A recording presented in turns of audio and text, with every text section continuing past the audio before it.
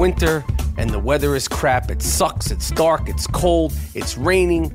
Sometimes I don't even feel like leaving the house. Even with something as simple and fun as going to a movie theater, winter has sucked the life out of it. But luckily, it's 2017, guys, and there's Vudu. V-U-D-U.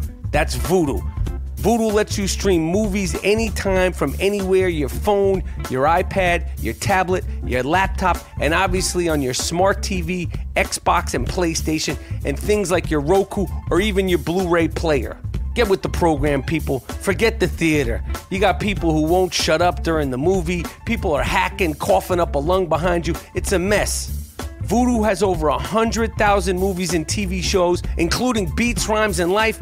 Maybe that sounds familiar to you. It should. I directed it. I'm so happy that my stuff is on Vudu. Yeah, I checked it out. So what? On Vudu, you get to rent and own just what you want. No monthly subscriptions, nothing to return, and no late fees. And it's free to sign up. All right, for a limited time, just for I Am Rapaport Stereo podcast listeners, Vudu is giving you 20% off your first movie or TV show with the code Rapaport. Just go to vudu.com, VUDU.com/movie credits. Vudu.com/movie credits. Enter in the code and bingo. The discount will be applied to your next purchase. Use the promo code Rapaport, R-A-P-A-P-O-R-T. It's the I Am Rapaport Stereo Podcast. My goodness. This has been a fantastic week for the I Am Rapaport Stereo Podcast. This episode will live on in infamy. But if you're real time in these episodes in 2017, the month of February, I don't know what to say. It's been rough, rugged, and rogue for the I Am Rapaport Stereo Podcast. The great Ron Perlman, actor. Ron Perlman, 2020, running for president 2020. Then we had a straight fire episode with me and G Moody. Last name rhymes with duty. And then, of course, we had an emergency episode, Free Oakley, Free Charles Oakley. I'm in a Free Charles Oakley hangover. That whole situation put me and every other New Yorker, along with the snowstorm, which ironically has been named Hurricane Oakley in New York City. It's time to rest. The fallout of the Oakley situation has been crazy. I had a feeling that situation was going to, I don't know, be like one of these stories, these hot button stories, just because who he is, what he meant to New York, the way it happened, and so on and so on. After the emergency podcast, LeBron James went on Instagram. It's interesting that the greatest basketball player in this era goes on Instagram, and he posted a picture of Charles Oakley with hashtag mood, meaning like he was in an Oakley type of mood. Funny thing is the next day he said he was going to sit out a game, which is so not a hashtag mood thing that Charles Oakley would do. Within these 24 hours, I was on the Colin Cowherd show and Undisputed with my man Skip Bayless, Skip Fonzarelli, and Shannon Sharp. And I pointed that out, that if you're going to talk about Charles Oakley, first of all, you have nothing in common with him other than the fact that you're both from Cleveland, along with Bobby Womack. Shout out to Bobby Womack. Turns out that LeBron James wound up playing in the game. He's listening to the I Am Rapaport Stereo Podcast. He's playing in the game. Okay, he played against OKC. He didn't sit it out. I listen, I'm not saying I did it on purpose. I'm not saying I didn't, but he didn't sit out the game. Okay, you want to be like Mike? You want to be like Oak? You need to get out there and play every game. D Wade and Chris Paul also chimed in on the whole thing, said that they thought it was disgusting the way the Garden and the Knicks handle it, and that could be any one of us, going forward. And everybody reveres and respects Charles Oakley. And Reggie Miller, also, former Indiana Pacer, Hall of Fame great, but, people are pissed and they feel like the owner shouldn't treat somebody, a past great, a staple of New York City, in that way. I'm done with that. Today we have the great Chris Broussard. We're going to talk about everything that's going on in the NBA now. The first question that I'm going to ask Chris Broussard, who's an NBA analyst, used to be on ESPN. He's always talking about, my source is this, my source is that. I love him.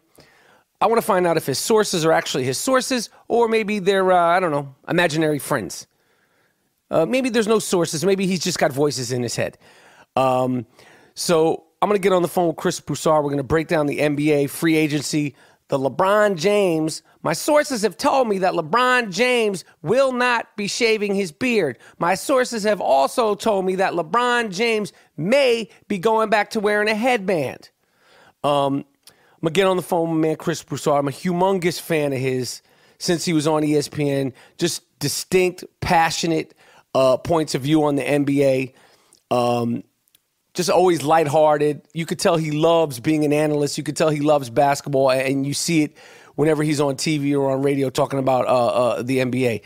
Yo, the 18th, February 18th, me, G. Moody, live show in New Orleans. February 18th, me, G. Moody, live show in New Orleans. Yes, I said the same thing the same way twice. All right, if you want tickets, go to www.IamRapaportTour.com. That's www.IamRapaportTour.com. I can't wait. I love doing the live shows. New Orleans is going to be All-Star Weekend down there. There might be special guests. There might not be special guests, okay? But there might be special guests, okay? So it's going to be fun. It's a late afternoon. You know, in New Orleans, they party all the time, party all the time, party all the time. Shout out to Eddie Murphy. Anyway, this is the I Am Rapaport Stereo Podcast. Coming up with my man Chris Broussard, NBA analyst extraordinaire. Going to break it all down right after this. Welcome to Play It, a new podcast network featuring radio and TV personalities talking business, sports, tech, entertainment, and more. Play it at play.it.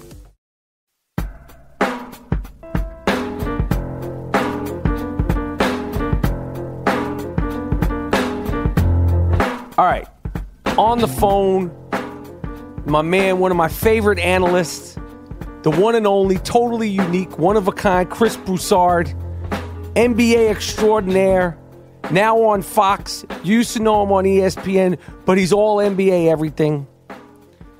Chris, how you doing, my man? I'm great, man. Thanks for the accolades. Always good to be on with you. I know you're a little down, though. Listen. It's a rough time for you right now. It's been a rough few hours, 48 hours. I can't even count the hours with this Charles Oakley thing, okay? I can't even talk about it anymore. It's driving me crazy. But this is my first question. Before we go into the Oakley and the Knicks of it all, the question that I've always wanted to ask you, okay, is you're most famous probably for saying, my sources have told me this. My sources have told me that. Who are these sources, and do they actually exist, or are they just imaginary friends? Please tell me this right now. Well, they're not imaginary friends. You know, I couldn't do that. But I'll tell you what, it's sources. Sources could be front office executives. It could be coaches, whether head coaches, assistant coaches. It could be other people like that work closely with the team in the organization. It could be also friends of players or friends of coaches. Like, you know, I'll give you an example. Let's say there's a fight at a practice. Let's say, you know, throughout a team, Philadelphia 76ers are practicing, and there's a fight between two players. Now, when the players come out after practice and talk to the media, chances are they're not going to mention that fight, right? The coach probably will say, look, don't say anything about this to the media. Right. So who do you think they're going to tell? Their boys, right? Uh-huh.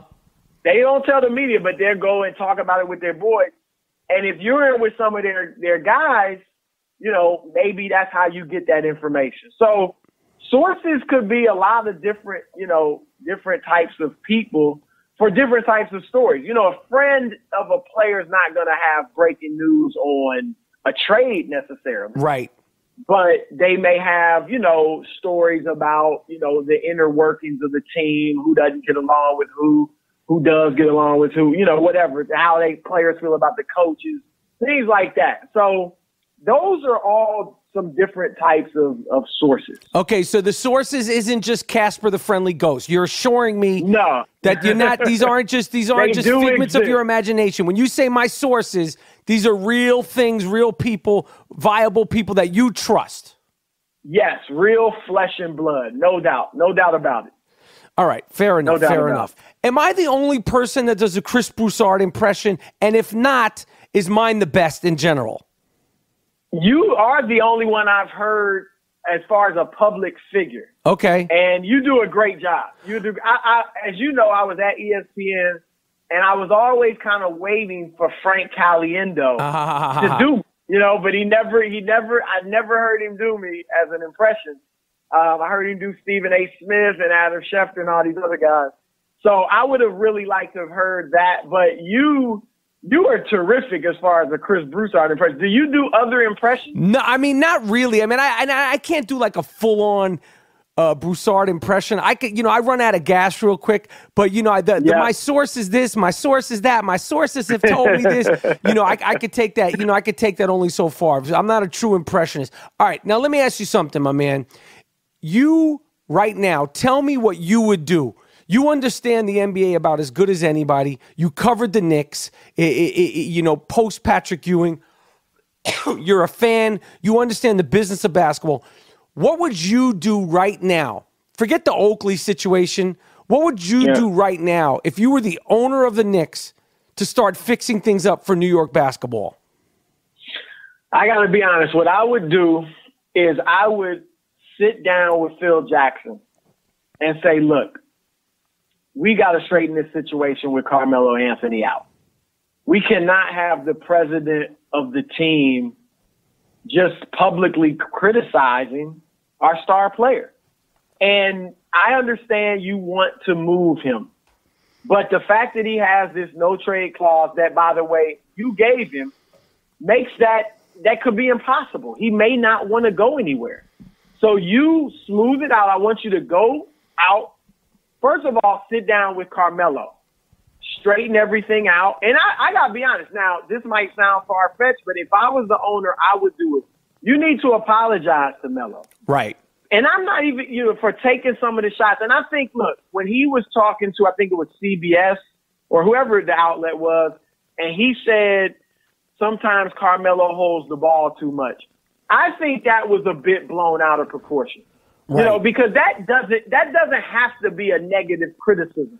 He may have said that to Melo. Right. You know, Melo, look, you know our offense, Melo. We got to keep it moving.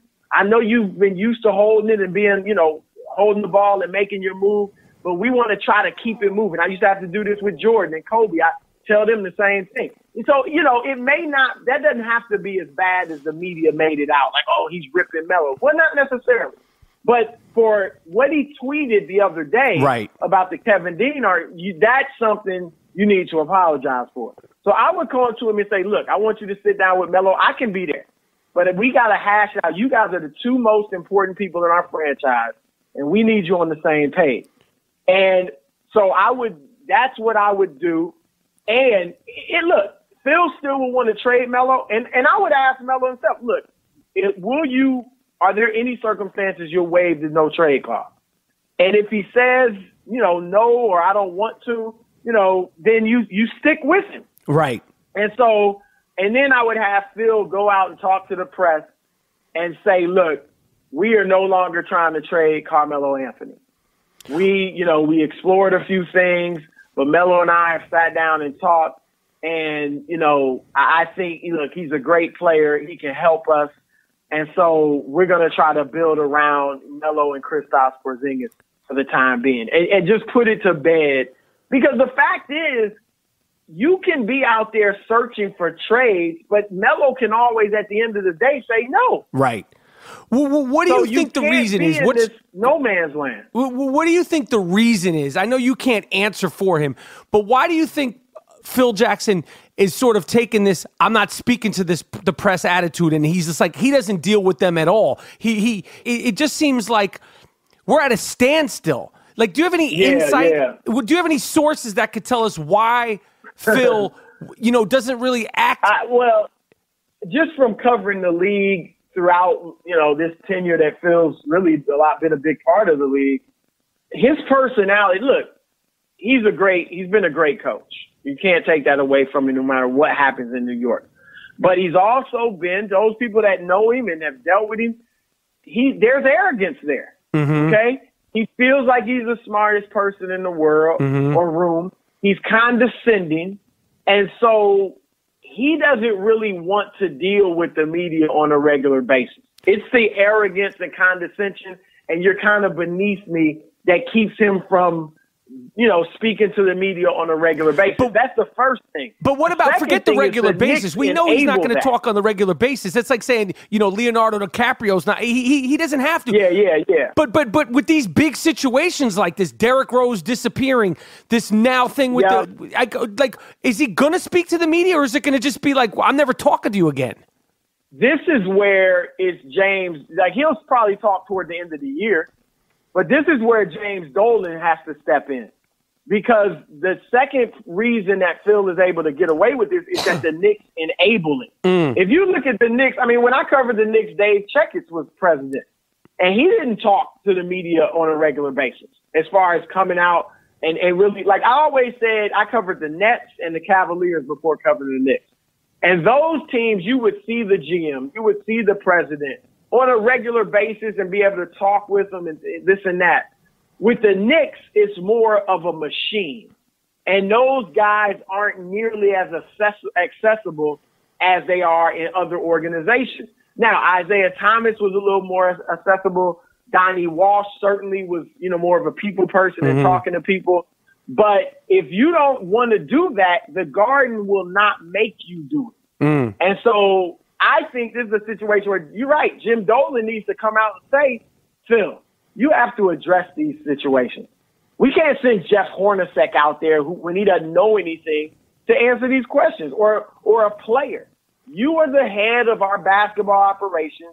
You need to take – the buck stops with you, so you have to be the one to deal with these quote-unquote crisis situations. You don't have to talk every week, like you said. But when something big like this happens, you do need to come out and put a positive spin on it for our franchise and deal with it. Because what happens is when you don't deal with it, speculation occurs. Right. Anonymous sources talk, and it just makes the organization look even worse. Now, that's what's happening. Okay, when they talk about this trade the other day, there rumors, sources. What do you know about potentially trading Carmelo for Kevin Love and whoever? And I'm sure it'll be more complicated than that. What do you think if you had to bet the house? And I'm sure you live in a nice one, Broussard. If you had to bet the house on whether or not Carmelo Anthony will wind up being a Knick by the end of this season, would you bet the house or no? I look, betting the house is a big, lofty proposition, but I would bet that he remains with the Knicks. And a week ago, I felt a little bit differently. But now with what's transpired since then, I think he will remain with the Knicks because, to be honest, I'm not convinced he would even waive his no-trade clause. That's number one. Number two is that from everything I'm told, and it's from multiple sources. Yes, sir. The Kevin Love, this LeBron pushing, for the Cavs to give up Kevin Love for Melo is not true. Right. And we saw LeBron come out and bash the story. And the reason he did that was because he is so upset about it because he's saying it's totally false. It's like, and it makes him look like a bad teammate. Right. It makes him look, like you're buddying up with Kevin Love, but trying to get him traded at the same time. So LeBron, that's why he was extra upset about it and went in the way he did on the story and on the reporter that wrote it. So I don't think that that's true. Also because I don't think Melo may be a better player than Kevin Love, but for the Cavaliers, I think that Kevin Love is a better fit. He's a better rebounder. He stretches the floor more as a three-point shooter. He's gotten comfortable in that third option role, which it would take Melo a while to adjust to that. Right, I agree. And you know, he's a better outlet passer. We saw that pass to LeBron when he hit the three-pointer in Washington to force overtime. So if I were Cleveland, I would go through this season with Love, try to win it again with him. And if we get hammered 4-1, a non-competitive 4-2 by Golden State in the finals, then I may rethink it and say, look, would we be better with, say, Carmelo Anthony and, Kyle O'Quinn, who's a decent rebounder, or Herman Gomez, or Brandon Jennings or something like that, some type of trade than we are now. But right now, if they traded for Melo for Love now, it would take them the rest of, you have to adjust to that. I agree. You're not just going, you know what I mean? I agree. So those are reasons I don't believe that it's true. Now, don't you think, though, LeBron brings this on himself when people are saying, we heard about this rumor, we heard about that rumor, when 2 or 3 weeks ago he came out and said, I need a playmaker, I need this, I need that. And he brings that on himself because the ownership and the GM over there, they're scrambling to please Mr. Blames. I'm sorry, Mr. James. So don't you think that he brings that on himself? And do you think that, what was your opinion on that, the whole thing with Charles Barkley? Because in my opinion, I obviously LeBron, I don't deny anything that he's done on the court. He's incredible. I think that he handles his celebrity and his fame as good as you can. I love that he's outspoken, but not unfollowing the Cavaliers last year and then getting offended. Yeah. When the reporter says, hey, why aren't you following the team that you play for, that you went home to play for? He acts like he does these things, these little pouting things, and then, gets all, righteous when people ask him about it. So, didn't he bring that on himself? When he says he wants to play. Go ahead. He does bring some of it on himself. Richard Jefferson has said it, and he's a teammate, obviously, of LeBron's. He said LeBron thrives in adversity. The people in the Cavaliers organization will tell you that as a team, and look, they take on the personality of their best player, who's LeBron, obviously. So they believe that the Cavaliers as a team cannot handle prosperity. And when things are going well, they're a little uncomfortable. So, but when they're in an adverse situation, that's when they're at their best. And look, up to Christmas or through Christmas Day, everything was going great for the Cavs, right? They're winning. There's no arguing. There's no bickering. There are no rumors. They beat Golden State on Christmas Day. Everything's good. And then, a couple weeks later, that's when LeBron started, saying a few things about we need this, we need that. And they lose 6 of 8 during that stretch. Beautiful. But after it, they come out and begin, now they're playing well again. And so there is some feeling that, like you said, LeBron does bring this on himself and maybe kind of create situations like this.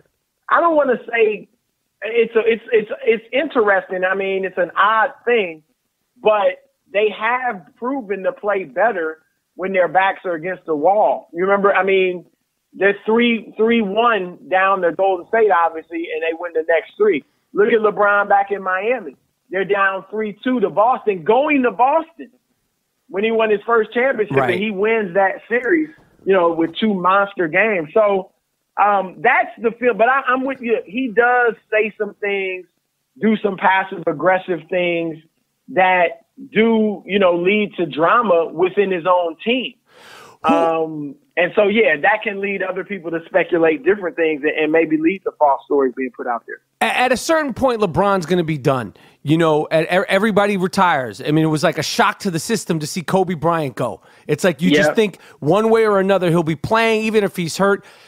At the end of the day, when LeBron goes, whether it's in 5 years, 4 years, I hope he plays as long as he wants. Because as much as I break his chops, I want guys to have great careers, to have healthy careers. Yeah. Who's going to be the person when LeBron goes that me and you are going to be chirping and chiming about? Who's going to be the next guy? Like right now, it's like LeBron is the guy. Steph Curry's below the radar. He's a star. He's one of my favorites, but he doesn't stir the pot. He's not in controversy. Durant, even though he gets in there, but like, who's going to be the guy that's going to have the most people talking on the podcast? Who's going to have the most people talking on Fox Sports and the most people talking on the NBA? Who's going to be that next guy who I would have a year ago. I would have said, and I think all of us would have said Steph Curry. Right. Because he was clearly en route. Not that he would have been as good as Michael Jordan, but he was doing stuff that was Jordan-esque. His three-point shooting, the way they were winning, he was bringing in the casual fan. The NBA fan is going to be there no matter what. Right. Steph and Jordan brought in casual fans. That woman at the office who doesn't even like the NBA, but she hears everybody talking about the big game. Right. So she tunes in. But now that Kevin Durant has gone to Golden State, he's a better all-around player, and Steph doesn't have to do as much, and he's not, he doesn't really have when you bring in another great player, you don't have the room to do as much as you can do. And I think he likes that. Yeah, I do. I think he's able to drive to the arena without the pressure of knowing I got to drop 30 every night. Right. And we can win even if I am not at the absolute top of my game. So I would have said Steph. Now I would say you got look, if he stays healthy, Joel Embiid. But for the casual, to be the man. I mean, do you really think he'll be the guy that we'll be talking about, that transcendent guy? I don't know if he can be transcendent, but he has the beyond the game. He has the personality. Right. He's on Instagram. He's funny. He's almost like a little Shaq. Right. So he's a candidate. I think Karl Anthony Towns in Minnesota is a candidate. Obviously it's a league full of guards. I don't, by the time, like you said, if LeBron got, say, 3 more years or 2 more years after this as a top 5 player, by then, I don't know what guy it's going to be. I don't know if any of these current guys, like Durant will be a little older himself, right? Mm-hmm. Westbrook will be a little older. I think Kyrie, Kyrie has the game. He's got the most street ball type game in the league. Handle. But he's like this street ball. He's like this street ball dude. And I say this and I love him, but this nerd personality. And I think it's great. Yeah. I think it breaks the stereotypes of what you think of a guy. He's a suburban kid. His game is sick, but he's a suburban because he's actually from near where I live. New York. I live in South Orange, New Jersey. He's in West Orange, New Jersey. Right. So right there. So yeah, he's a suburban kid. That's a great point. That's a great, look, it might be somebody in college right now. Right. It might be Lonzo Ball from UCLA or, right. I don't know if this Fultz kid from Washington can be on that level, but, and I think, look, I would love for Steph to kind of reemerge as what he was last year. But I just don't know if there's the room for any one player on that team to just be completely dominant. And I think that the storyline will always be the Durant, the Westbrook of it, because if they don't lose, then they blew it and Durant shouldn't have went there. I just think that the storylines, I think Steph, he's always going to be exciting and have that lovable quality. And he's a regular sized dude, which always helps. Yep. But I think at this point, it's just about, is Durant a good guy? Is he a bad guy? And all that. I'm going to let you go, but going back to my Knicks. Free agency next year, because this year's a wash. We're either going to make the playoffs, we're not going to make the playoffs. But there's not going to be any magic that happens like in '99 where we somehow are an 8th seed and make it to the finals. Who are the guys, going into next season, the free agents that the Knicks should be sniffing around? Let's assume Carmelo stays and Phil Jackson stays and everybody goes on a yoga retreat. Who would be the free agents that the Knicks should be thinking about, that could really help a team, realistically? Well, yeah, and you hit it on the head as far as, let's say Melo stays around, okay? The guy I would be targeting is Melo. If I got Melo, okay, then I'm trying to win now, right? Or at least be, a second, third round playoff team now. The guy I'm going after is Chris Paul. And I know he's a little older and people might feel like, well, that's not a move for the future. But if I have Carmelo Anthony, I'm trying to get Chris Paul. We know they're good friends. And I'm not saying, I think the best chance is that Chris will stay with the Clippers. But that's a team that is not really going anywhere. And Golden State's not going anywhere. You're going to have to go through them. So I know Chris likes New York. Obviously, he's close with Melo. I think he'd be a guy that would be good for Porzingis and Melo, and distribute the ball where it needs to be. So he would be a guy that I would go for in free agency. Okay. There's talk about a Kyle Lowry, but I think he's going to stay in Toronto. And I like Lowry, but I don't know. I'd rather have Chris Paul. Drew Holiday. Drew is tough, but Drew hasn't been able to stay healthy. Drew in New Orleans. Yep. Very good point guard, but hasn't been able to stay healthy. But I would set my sights on Chris Paul. And I'm not saying you can definitely get him, but I think you got a decent shot. My last question. It's early February. Again, you got to bet the house. Who's winning the NBA championship? Assuming everybody stays healthy. Everybody is as is. Yeah. I've got Golden State. Look, I picked them in the preseason, and I see no reason to step off of that now. I feel like the Cavaliers have a shot. I'm not going to completely write them off. But I think their only shot, like this is what has to happen for them to win it. LeBron James and to a lesser extent, Kyrie Irving have to have historic series. Like just phenomenal series and lift Cleveland over a team that's better than it is. And look, that's what they did last year. Yeah. Golden State was a better team. Yep. But Cleveland with LeBron going for back-to-back 41s, then the triple-double in the finals, Kyrie outplaying Steph Curry. And look, Durant hasn't been bad, but he's had times on the big stage where he hasn't played up to his capabilities. Right. Steph hasn't been bad in the finals, but he hasn't been regular season Steph in the finals. Do you think that he's been worn out, or it's? I don't believe it's the pressure. I feel like last year he was just like he ran out of gas. Well, and then the question is, how bad was that knee injury? And some people that are close to him will tell you it was hindering him quite a bit. He has never come out and used it as an excuse.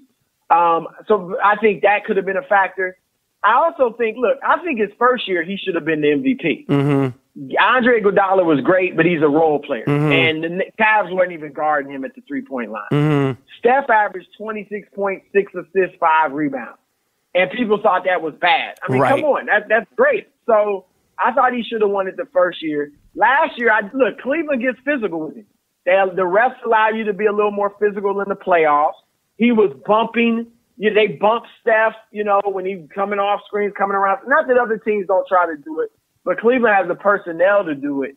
And so I think that's a factor. And then he going through the playoffs. Like, look, last year, you had to go through OKC in the conference finals, which, they gave them obviously all they wanted. Right. And then the finals, you go with Cleveland. So I think, though, I don't think he was too worn out because, look, he only played about 33 minutes a game last year. Right. They blew so many teams out. So he's been good. There's a misconception out there that he's actually been bad in the finals. He hasn't been bad. He just hasn't been what he was or what we're used to seeing in the regular season. All right, Chris, tell my fans, because I know they'll love it, because my fans like my crazy takes on sports. You got a new podcast that's killing it. Can you tell the people the name of it? Yeah. It's called In the Zone with Chris Broussard, and it's an NBA-based podcast. We had Mike on, a couple weeks ago to defend the Knicks' honor. Yes. I think he might want to take some of that back, though. Oh, my God. Recently. We need part 2.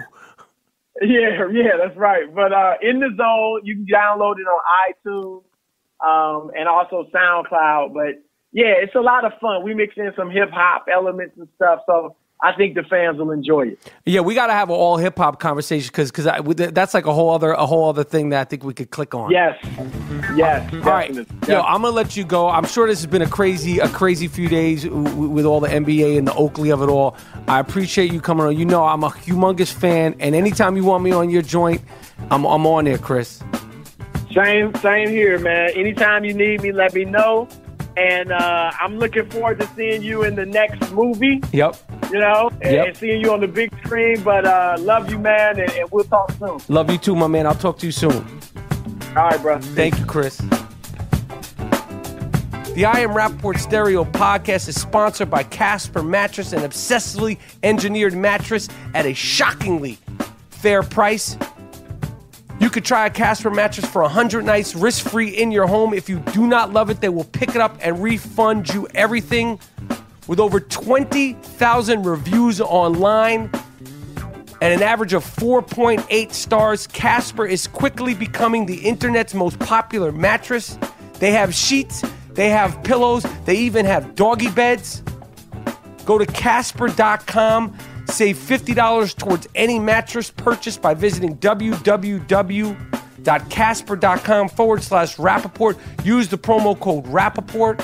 Try a Casper mattress, 100 nights risk-free in your home. If you don't love it, they will pick it up and refund you everything. Go to www.casper.com/Rapaport. All right, I want to thank my guest, Chris Broussard, Fox Sports, NBA analyst, friend of the I Am Rapaport Stereo Podcast. I got to get him on here to have an all Chris Broussard hip-hop conversation because he's a hip-hop head. Again, we're going to be doing the damn thing live February 18th at the Joy Theater. Tickets are available at www.IamRapaportTour.com. Me, G Moody, last name rhymes with duty. Again, we may have some special guests. We may not. But I'd hedge on the side of special guests. It's NBA All-Star Weekend. A lot of celebrities, a lot of ball players, a lot of people go down there. You do the math. It's the I Am Rapaport Stereo Podcast. Yo, I appreciate the support. Rate, review us. Give iTunes the business, okay? For some reason, they don't give us the love we deserve, and our numbers are undeniable. All right? It's the I Am Rapaport Stereo Podcast. My name is Michael Rapaport, a.k.a. the Gringo Mandingo, a.k.a. the Human Phlegm Machine, and I'm out.